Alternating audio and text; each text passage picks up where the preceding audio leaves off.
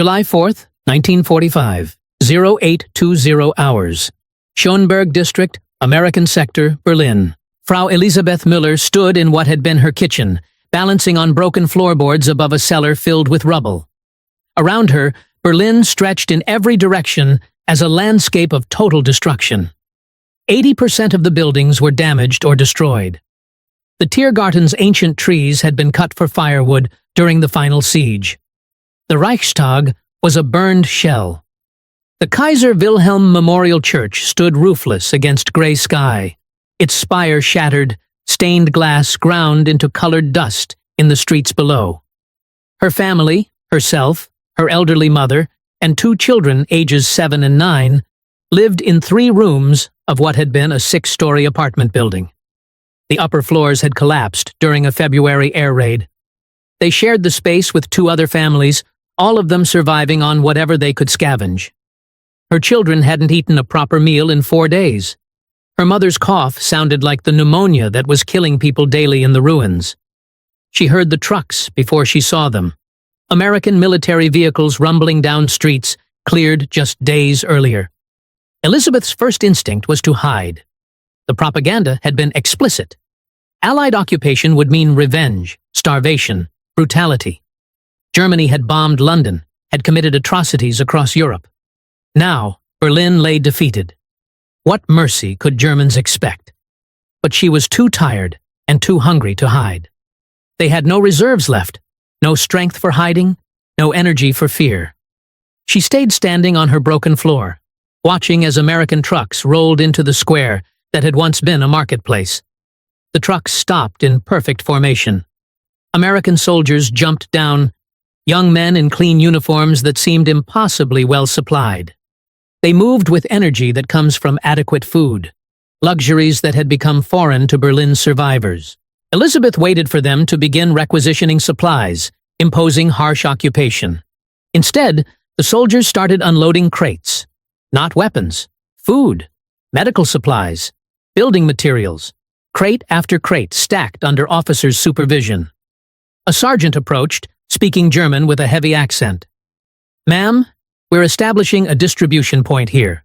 Food rations, medical supplies, basic necessities. You'll need to register, but starting tomorrow morning, this location will provide supplies to all registered residents in this district." Elizabeth stared. A young soldier repeated it slowly.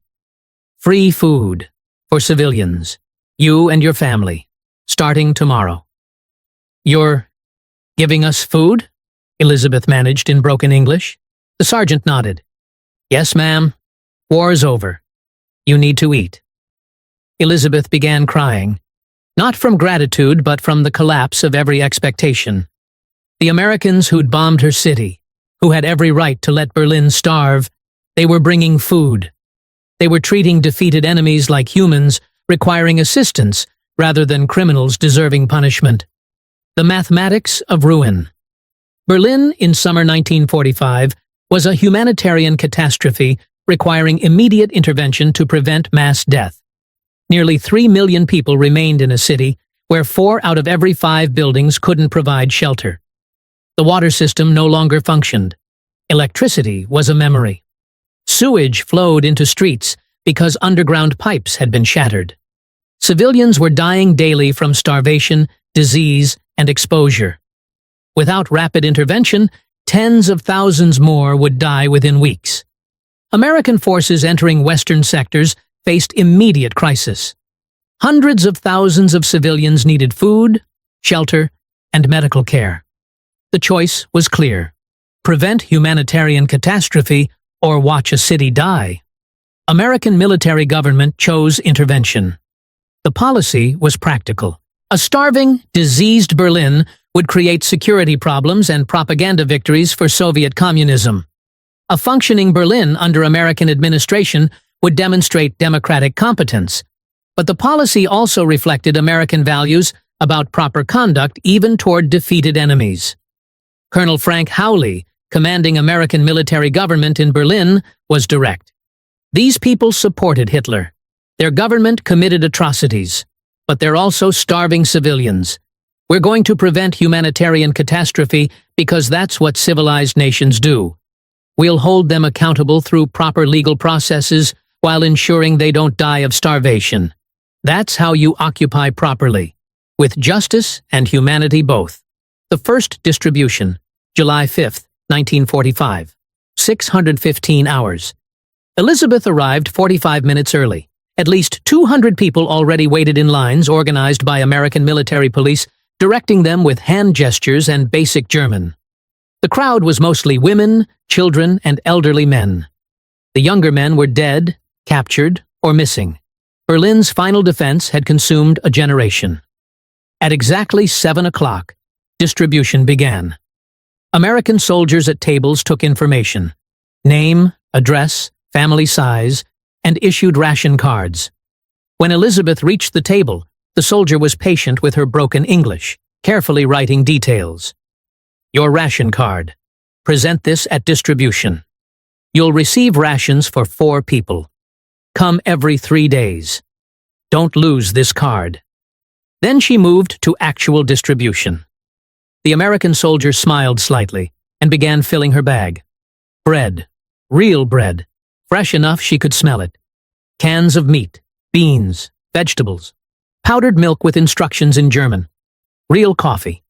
Sugar. A small amount of fat for cooking. And then the soldier held up chocolate, gestured to indicate children, and smiled. Elizabeth took the bag with shaking hands. 3 minutes.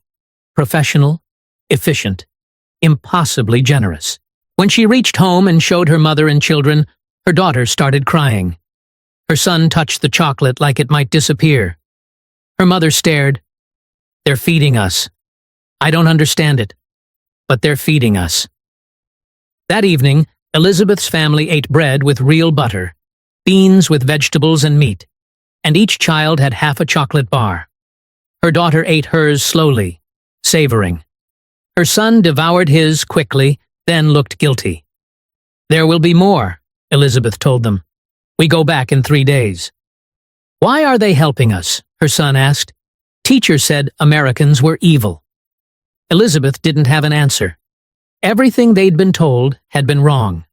The rebuilding begins. Beyond food distribution, American forces began systematic reconstruction of essential infrastructure. The priorities were practical: restore water, clear streets, repair buildings, reconnect electricity, establish sanitation to prevent disease. American engineers worked with German volunteers to accomplish these tasks with military efficiency. Within weeks, American bulldozers and German labor crews cleared major routes through rubble. Bricks were salvaged, metal sorted, debris organized. German women formed brigades doing manual clearing. They'd become known as Trümmerfrauen, rubble women, moving debris brick by brick through destroyed neighborhoods. Water system restoration was critical. Pipes were broken throughout the city. Pumping stations had been destroyed. American engineers surveyed damage while hiring German technical personnel who knew the infrastructure. By September, 60% of the American sector had running water. By December, 85%. Herr Otto Braun had been a civil engineer before the war. Now he was employed by American military government, working on water system restoration under Captain Robert Morrison's supervision.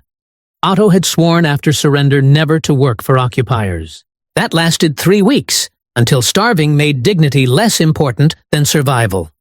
The work was hard, but meaningful. Every pipe repaired meant families could access clean water. Americans provided equipment, supplies, and fair treatment. When workers were injured, American medics treated them. There was no cruelty, just professional work relationships. 3 weeks in, Otto was working beside Morrison on a difficult pipe connection. They'd struggled for hours. Finally, Otto suggested a solution based on original system design. Morrison tried it. It worked. Good thinking, Morrison said in broken German. You know this stuff. Otto responded, strange, isn't it? Working together. Rebuilding what was destroyed. Morrison nodded. Better than destroying. That's what I keep telling myself. We're building now. That's got to mean something. By late August, Water flowed from taps in buildings that had been dry for months. People could wash, children could bathe. Basic sanitation became possible. Otto watched a family turn on a tap for the first time in months, saw the mother's tears, understood he was part of something larger than survival. He was helping rebuild civilization, and he was doing it alongside Americans who could have left Berlin to rot, but chose to help instead. The children remember. 7-year-old Klaus Schneider had known nothing but war. Born in 1938, he'd grown up under Nazi rule, survived bombing that killed his father. His world was ruins, hunger, fear. He'd been taught Americans were demons. Then he met his first American soldier while scavenging in rubble. Klaus was digging through debris when he heard English. He froze, terrified. A soldier appeared, young, with kind eyes. He said something Klaus didn't understand, then pulled out a chocolate bar and held it out. Klaus stared. This was a trick. Americans didn't give German children candy. But the soldier kept holding out chocolate, smiling, encouraging. Klaus's hunger overcame fear. He grabbed the chocolate and ran, expecting gunshots. No shots came. The American just laughed, amused by a scared child running with candy.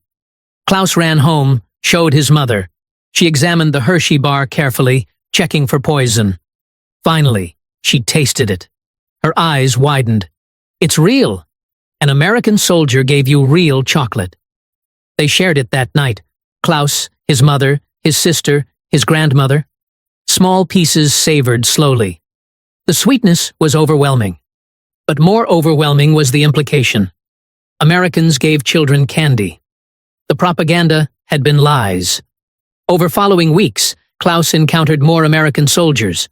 They gave him crackers, canned fruit, once an entire can of Spam. They smiled, asked his name in broken German, showed pictures of their own children. They weren't demons. They were men who missed their families and felt sorry for German children in ruins. Klaus started hanging around American positions with other neighborhood children.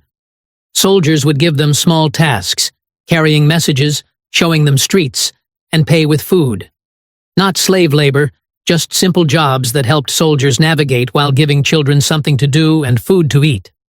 Corporal Danny Walsh from Boston took special interest in Klaus. Walsh had a son Klaus's age back home. He'd show Klaus pictures, teach him English words, share rations. When Walsh learned Klaus hadn't been to school in over a year, he was horrified. Kids should be in school, Walsh said through a translator. Learning things, being kids, not scavenging in ruins. 2 weeks later, American military government announced reopening schools in western sectors. Buildings had been cleared, teachers vetted, supplies gathered. Klaus's mother received notice her children could attend starting September. On the first day, Klaus walked through cleared streets to a repaired building. Inside, German teachers taught from new textbooks. Not Nazi propaganda, but actual education. Some classes included basic English, taught by American soldiers who volunteered. Corporal Walsh was one of the volunteers. Klaus watched Walsh patiently help students pronounce words, smiling when they got it right. The same soldier who'd given him chocolate was now teaching him English in a school Americans had helped reopen, in a building Americans had helped repair. "Why are you helping us?" Klaus asked Walsh one day, his English improving. Walsh thought for a moment. "Because kids deserve better than war gave you. And because maybe if we help rebuild, there won't be another war." The contrast.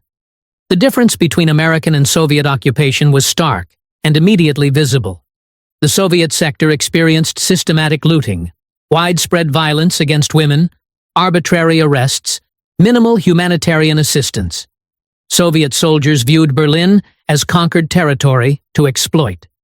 Food distribution was chaotic when it occurred. Reconstruction was minimal. Civilians lived in fear. The American sector was orderly, relatively safe, focused on reconstruction. Food distribution was systematic. Women could walk streets without fearing assault. American military police enforced discipline against troops who misbehaved. Reconstruction proceeded efficiently. Berliners could see the difference. Those in Soviet sectors would travel to American sectors seeking food, safety, work. The contrast created powerful political implications. American democracy appeared competent and humane, while Soviet communism appeared brutal and exploitative. Elizabeth Miller lived near the sector boundary. We could see both sides. The Soviet sector was chaos. Soldiers drunk, women assaulted, no organization. The American sector was orderly. Distribution points that worked, soldiers who behaved professionally, actual reconstruction. Germans could see with their own eyes that American capitalism provided better lives than Soviet communism. The packages from home. In 1946, CARE, Cooperative for American Remittances to Europe, began sending relief packages to German civilians, funded by Americans who wanted to help former enemies. Each package cost $10 to send, substantial money in 1946, but thousands of Americans contributed. Packages arrived bearing address labels from Iowa, Texas, California, New York, Americans sending supplies to Germans they'd been fighting months earlier.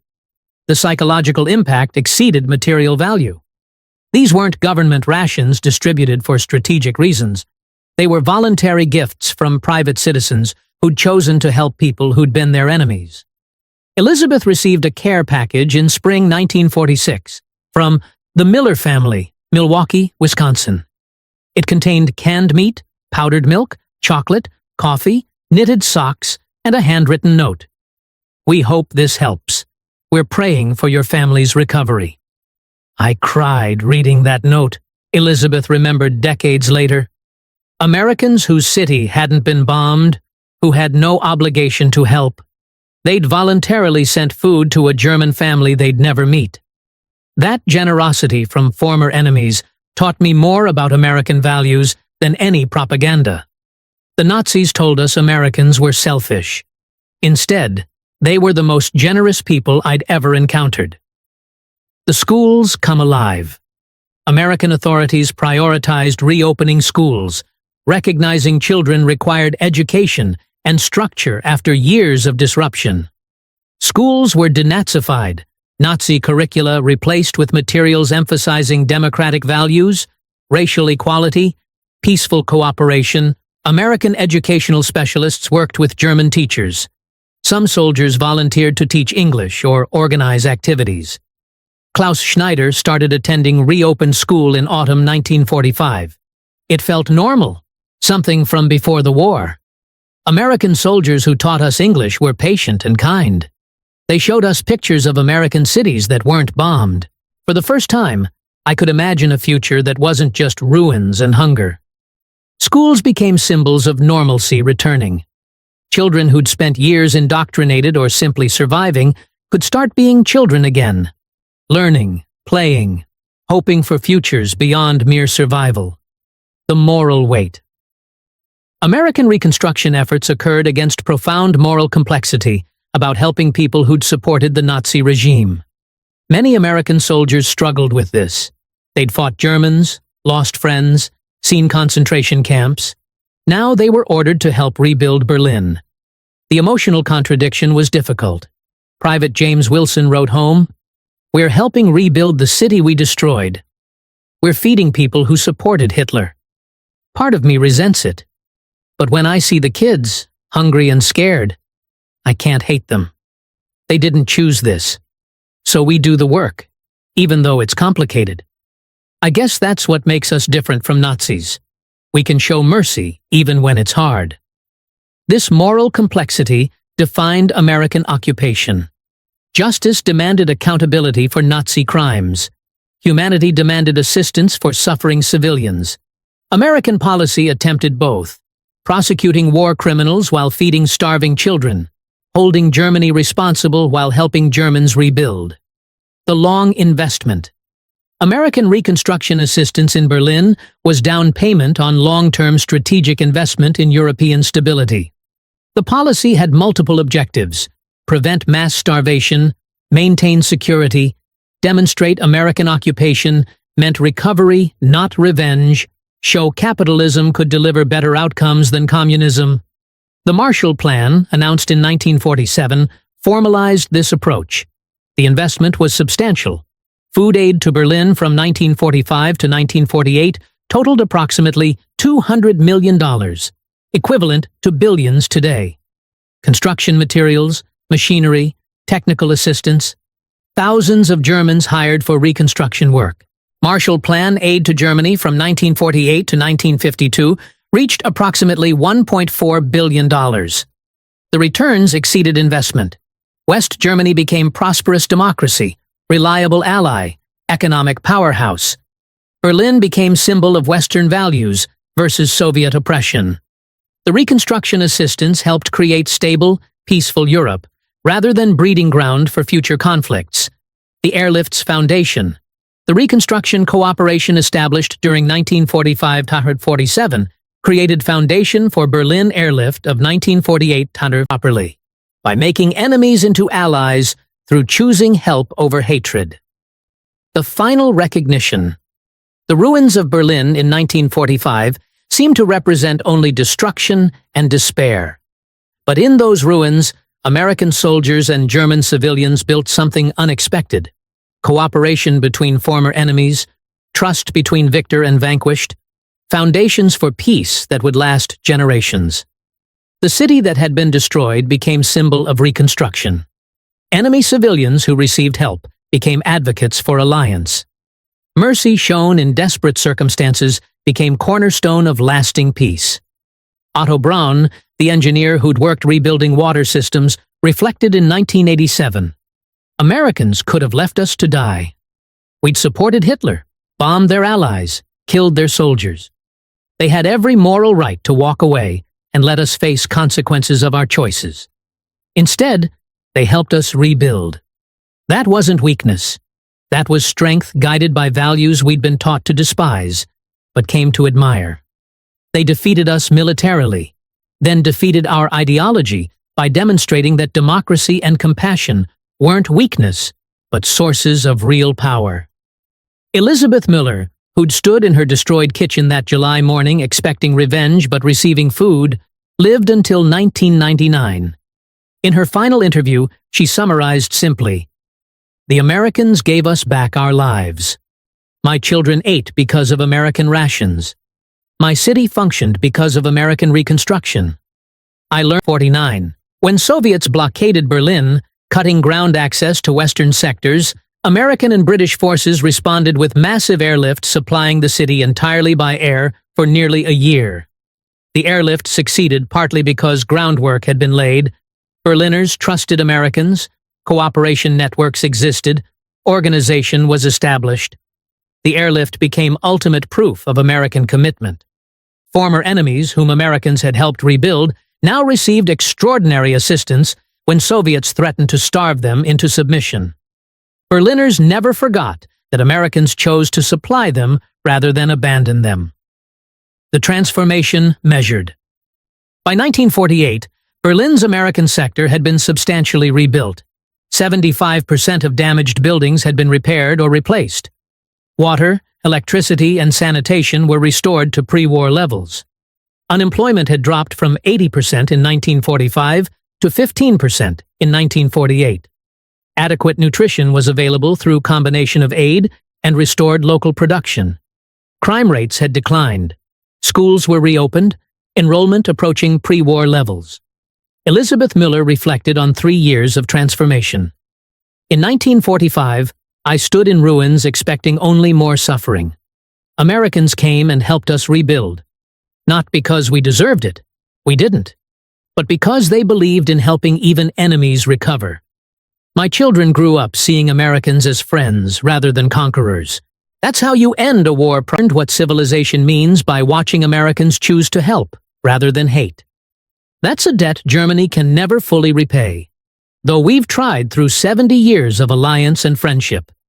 The transformation from enemies to allies, from ruins to functioning city, from despair to hope. This was achieved not through speeches or propaganda, but through systematic assistance, fair treatment, and consistent demonstration that victory could include mercy. The Americans who helped rebuild Berlin proved that real power isn't just destroying enemies, but helping them rise again as partners in building something better than what war destroyed. In the gray morning light of July 1945, when American trucks rolled into Schöneberg carrying food instead of weapons, bringing supplies instead of requisitions, offering help instead of revenge, that was the moment Berlin's transformation began. Not through force or ideology, but through simple human decency applied systematically across a destroyed city, proving that civilization's strength shows most clearly not in how you wage war, but in how you build peace.